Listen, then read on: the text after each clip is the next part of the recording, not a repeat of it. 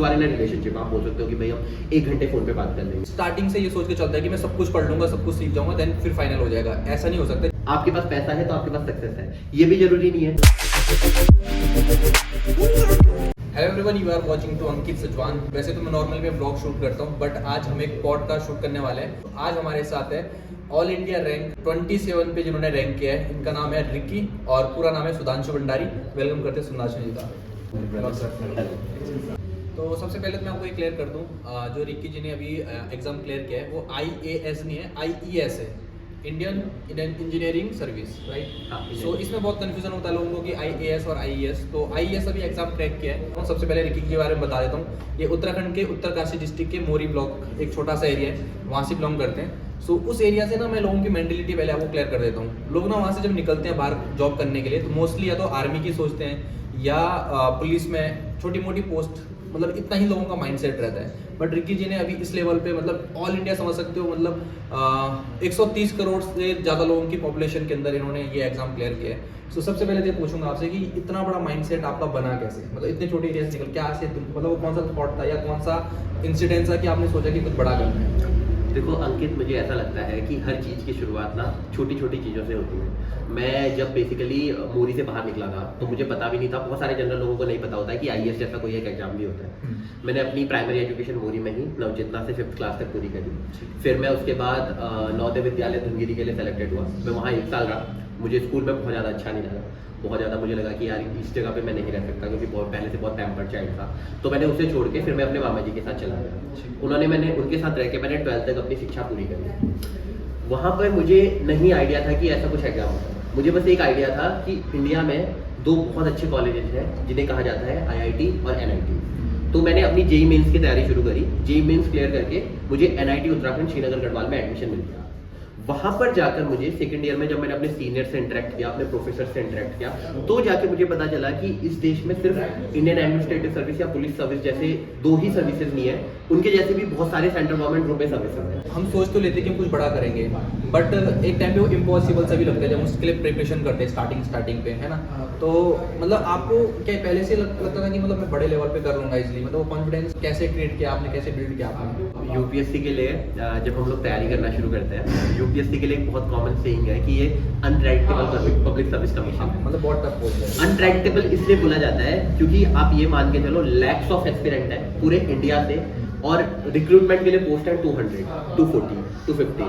अब जैसे for example जो मेरा पर्टिकुलर एग्जाम था, उसमें लगभग 4 ब्रांचेस से एटलीस्ट 6 से 7 लाख लोगों ने बच्चे एग्जाम दिया होगा, और टोटल पोस्ट थी 404। तो 404 पोस्ट में इतने सारे बच्चे, तो आप समझ सकते हो कितना अनप्रेडिक्टेबिलिटी इस एग्जाम में। तो कोई भी बंदा श्योर नहीं होता कि वो UPSC एक दिन क्लियर करके चला जाएगा। बट मुझे हमेशा से मैंने एक चीज कोशिश की अपनी लाइफ में कि आप बस नॉलेज को गेन करते हैं। आप नॉलेज के पीछे भागो, आपको सक्सेस मिलेगी नहीं मिलेगी उसका कोई फिक्स नहीं है, बट वो नॉलेज आपको कभी डिसअपॉइंट नहीं करेगा लाइफ में, वो आपको कहीं ना कहीं पे जाके हेल्प करेगा। तो मैंने अपनी सर्विस इस तरह से, अपनी तैयारी इस बेसिस पे शुरू करी। तो अब आपको क्या करना है, आपको सिलेबस के कुछ डेफिनेटिव पोर्शंस उठाने हैं, उनमें अपनी कंटिन्यूस कमांड बनानी है, रिवीजन पे प्रॉपर ध्यान देना है, तब जाके आप उस सिलेबस पे कमांड कर पाओगे। तो क्वेश्चन हमारा ये था कि UPSC के लिए प्रिपरेशन कैसे करें। तो जो मुझे समरी निकल के आई है ना, कि देखो UPSC का बहुत बड़ा सिलेबस है ना। अगर कोई स्टार्टिंग से ये सोच के चलता है कि मैं सब कुछ पढ़ लूंगा, सब कुछ सीख जाऊंगा, देन फिर फाइनल हो जाएगा, ऐसा नहीं हो सकता। जैसे रिकी जी ने बताया कि सबसे पहले प्रोडक्टिव चीज़ों को सिलेक्ट करना बहुत ज़रूरी है, देन पैटर्न वाइज उनको रिवीजन करना, देन इन्फॉर्मेशन के लिए सबसे पहले सीखना जरूरी है। मतलब अपना माइंडसेट ऐसे रखो कि हमको पहले इन्फॉर्मेशन लेनी है, देन नॉलेज गेन करना है। ये नहीं सोचना है कि रिजल्ट इसका क्या होगा, राइट। सही बात। सो इन चीज़ों को पैटर्न वाइज करोगे तो डेफिनेटली रिकी जी ने इस चीज़ को अचीव किया, तो आप लोग भी कर सकते हो। मोस्ट ऑफ द पीपल अपने घर से बाहर निकलते हैं किसी एग्जाम को क्लियर करने के लिए, लेकिन डिस्ट्रैक्शंस होते हैं। डिस्ट्रैक्शन लाइक सबसे पहला डिस्ट्रैक्शन क्या होता है कि आज के टाइम पे रिलेशनशिप, है ना, कि मतलब हम ऐसी एज में हैं जहाँ पे हमारे मतलब थॉट्स बहुत ज़्यादा एक्टिव होते हैं, तो हम अपोजिट जेंडर के तरफ बहुत ज़्यादा अट्रैक्ट हो जाते हैं। तो आपकी लाइफ में कभी ऐसा हुआ कि मतलब अब अपने इस तैयारी को छोड़कर डिस्ट्रैक्ट हो गए हो? आपको हमेशा ये याद रखना चाहिए कि उस एम के पीछे भागते हुए अगर आपकी लाइफ में डिस्ट्रैक्शंस आ रही है, ऑब्वियसली आएंगी। मैं ये भी नहीं बोलता कि आप उन डिस्ट्रैक्शंस को पूरी तरह से छोड़ पाओगे,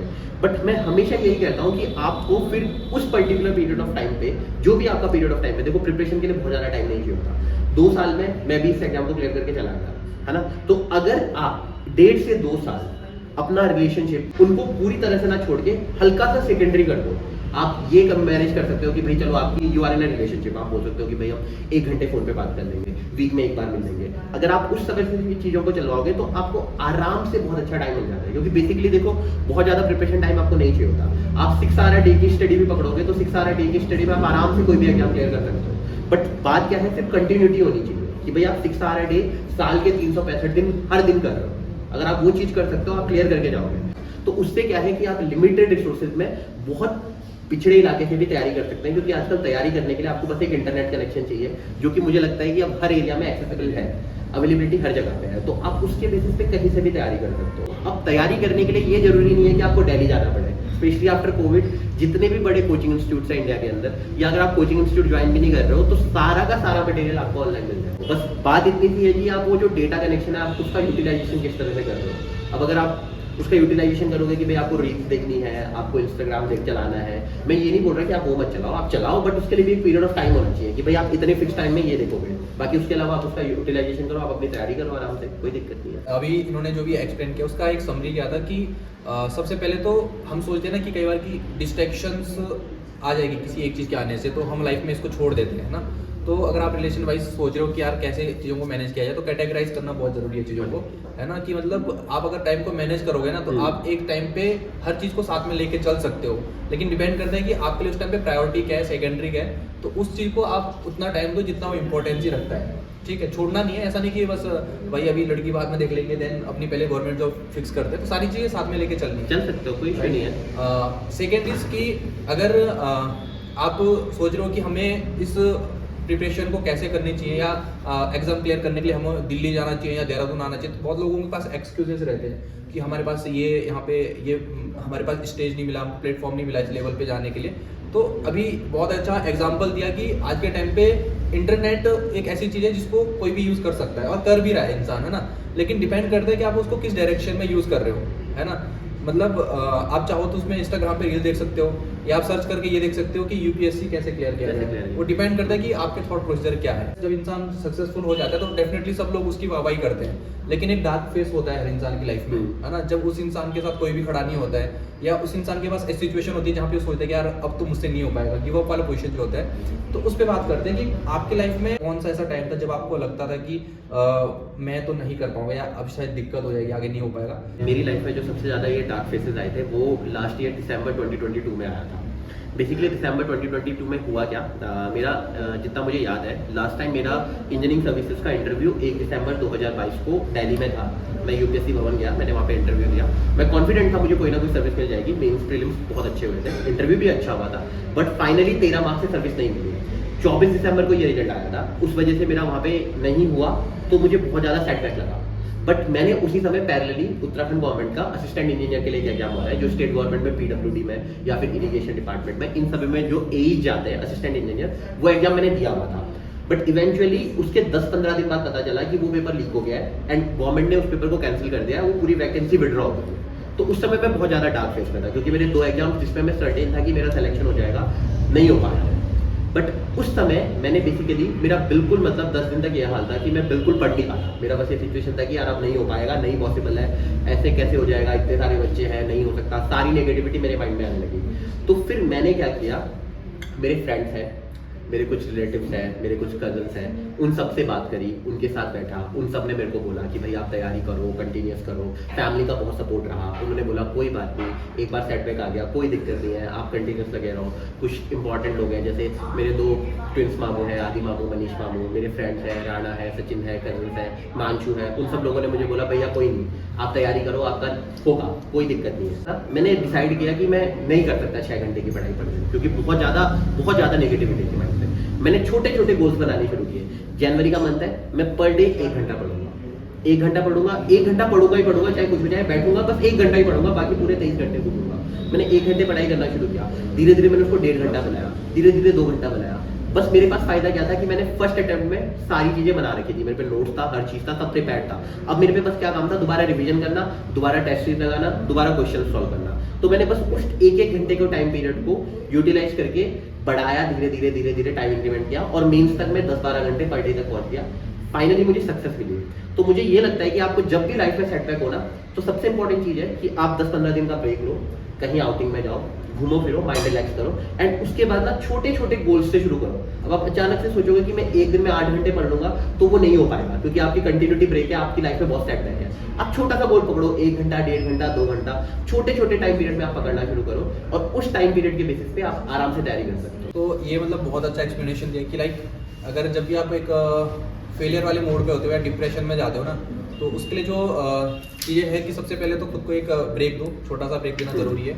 देन उसके बाद थोड़ा सा बाहर ट्रैवल करो, और जो आपको सच में आगे बढ़ते हुए देखना चाहते हैं उनके साथ बैठो, क्योंकि वो इंटरनली सच में चाहेंगे कि आप आगे बढ़ो, मोटिवेट करेंगे आपको। कई बार आप अपनी स्ट्रेंथ खुद ही भूल जाते हो कि हम क्या कर सकते हैं, लेकिन आपके आसपास के लोगों को पता होता है कि आपके अंदर क्या एबिलिटी है ना। सो वो चीज़ करना बहुत ज़रूरी है। देन जब आप रीस्टार्ट करते हो ना, रीस्टार्ट करने के लिए सबसे पहली चीज़ क्या होती है कि छोटे छोटे पार्ट्स में चीज़ों को डिवाइड करो। जैसे अभी रिक्की जी ने बताया कि आप 10 दिन का खाना एक दिन में खाओगे तो बीमार हो जाओगे, है ना। उसको अगर आप थोड़े थोड़े करके खाओगे तो आप कर सकते हो इजिली। अब इसके बाद हम बात करते हैं कि आपके जैसे जैसे अभी बताया कि यूपीएससी इंडिया में एक लोगों का ड्रीम होता है कि क्रैक करना है, ठीक है। सोसाइटी की मेंटेलिटी क्या है कि गवर्नमेंट जॉब लगेगी तभी सक्सेसफुल हो जाएगा इंसान, है ना, वरना फिर इंसान बर्बाद है। तो इस चक्कर में क्या होता है, मैं पर्सनली अपने साथ के लोगों को देखता हूँ। मैं अभी 24 ईयर्स का हूँ। सो बहुत लोग क्या करते हैं कि अपने 5, 6, 7 साल गवर्नमेंट जॉब के लिए पूरा जी जान लगा देते हैं, बट फिर नहीं हो पाता है। और एक ऐसा लाइफ में टाइम आता है कि जब वो ना गवर्नमेंट जॉब क्लियर कर पाते हैं ना कुछ उसके बाद कहीं और कर पाते हैं, क्योंकि वो टाइम निकाल दिया पूरा, ठीक है। तो मैं आपसे बोलना चाहूँगा, ये पेरेंट्स के लिए आपका क्या मैसेज है कि जिनके बच्चे अगर गवर्नमेंट जॉब क्लियर नहीं कर पा रहे हैं, जिनका इंटरेस्ट नहीं है, जो घर वालों के प्रेशर से करते हैं, तो क्या गवर्नमेंट जॉब ही एक सक्सेस का वे है? सक्सेस इंसान किस तरह से डिफाइन करता है? सक्सेस इंसान आज की जनरेशन में मुझे लगता है कि लोग इस तरह से डिफाइन करते हैं कि भाई आपके पास पैसा है, आपके पास पैसा है तो आपके पास सक्सेस है। ये भी जरूरी नहीं है। कई केसेस में ऐसा होता है कि आपके पास बहुत पैसा है बट आप लाइफ में सेटिस्फाइड नहीं हो, तो सक्सेस नहीं है ना। तो मुझे हमेशा ये लगता है कि कोई भी बच्चा जो तैयारी कर रहा है ना, उसको इस चीज के पीछे नहीं भागना चाहिए कि उसको सिलेक्शन चाहिए, उसको इस चीज के पीछे भागना चाहिए कि उसको नॉलेज गेन करना है। अगर आप नॉलेज गेन करोगे ना, तो वो नॉलेज आपको कहीं ना कहीं काम आएगा। अगर आप सिर्फ इसके लिए पढ़ोगे कि सिलेक्शन चाहिए, तो वो किसी काम का नहीं है। आप सिलेक्शन ले भी लोगे ना, तो कल के दिन डिपार्टमेंट में काम नहीं कर पाओगे, क्योंकि आपने बस चीजों को पढ़ा, मेमोराइज किया, आपको प्रैक्टिकल नहीं आता। आप करोगे क्या वहां पे बैठ के? बड़े बड़े प्रोजेक्ट्स कैसे हैंडल करोगे? कोई भी पेरेंट है जो अपने बच्चों को ऐसे फोर्स कर रहे हैं कि सिर्फ गवर्नमेंट जॉब में सक्सेस है, तो मुझे लगता है कि ये मेंटेलिटी बिल्कुल गलत है, क्योंकि इस तरह से तो फिर इस कंट्री में कितने लोग सक्सेसफुल हो पाएंगे। यूपीएससी के 2 बड़े एग्जाम्स हैं। सिविल सर्विसेज में साल में 1000 पोस्ट आती है, इंजीनियरिंग सर्विसेज में साल में 200-300 पोस्ट आती है। तो मतलब फिर इस क्राइटेरिया में तो सिर्फ 1300 लोग सक्सेसफुल है, बाकी लोग कहाँ जाएंगे? फिर बाकी लोग तो कहीं पे ऐप जॉब ही नहीं हो पाएंगे ना। तो मुझे हमेशा से ये लगता है कि आप अपने बच्चे को बिल्कुल भी प्रेशराइज मत करो कि भाई उसको सिलेक्शन लेना ही लेना है। तो मतलब सक्सेस की जो डेफिनेशन बताई ना, तो उसको मैं शॉर्ट अगर करूँ तो सक्सेस का मतलब ये नहीं होता कि आपने बहुत सारा पैसा कमा लिया, है ना, या आपने कोई एग्जाम क्लियर कर दिया।